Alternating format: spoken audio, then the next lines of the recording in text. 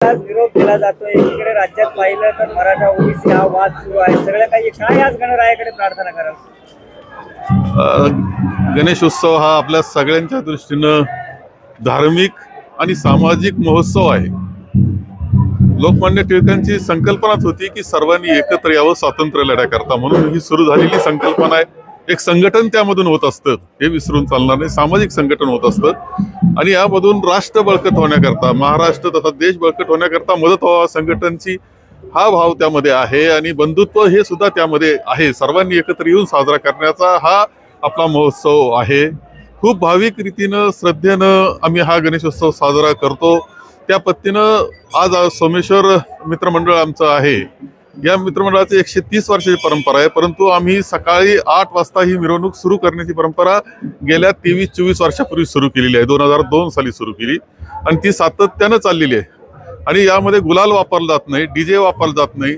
सर्व धर्मांचा एक भाव त्याच्यामध्ये आहे, सर्व धर्मांचा सन्मान त्यामध्ये आहे, एकामेकाचा आदर केला जातो. हे सूत्र आम्ही ठेवून सुरू केलेला हा गणेश उत्सव आहे सोमेश्वर मंडळाचा आणि तो खूप यशस्वी रीतीनं हे मंडळ चालवत आहे. इथं भेद नाही, एकत्र येऊन हा साजरा केला जातो. सगळे आपले जोडे राजकारणाचे किंवा इतर असतील ते बाजूला ठेवून करावं हीच अपेक्षा आमची सुद्धा यापुढे आहे. खरं महाराष्ट्रातलं वातावरण नको तसं होतं आहे. माणसं माणसापासून दूर करण्याचं, धर्माधर्मापासून दूर करण्याचं, जाती जातीपासून दूर करण्याचा हा जे काही चाललेलं आहे, याच्यातलं जे काही त्यामध्ये सूत्र आहे हे आपण ओळखलं पाहिजे, जनतेनं ओळखलं पाहिजे. माझं मत आहे हे भेद काही कामाचे नाही. सर्वांनी एकत्र येऊन प्रगती केली पाहिजे. सर्वसामान्याच्या जीवनामध्ये आनंद निर्माण झाला पाहिजे.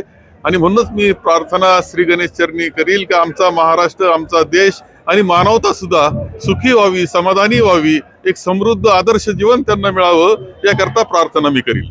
तुम्ही म्हटले की राजकारणाचे जोडे बाहेर ठेवले पाहिजे आणि अशा उत्सवात सहभागी झालं पाहिजे. विद्यमान आमदारांनी सांगितलं की कुठेतरी राजकारण केलं गेलंय, जो मान मिळायला पाहिजे तो मिळत नाही. आता हे काय, आता इथं राजकारण करण्याचं काहीच गरज नाही.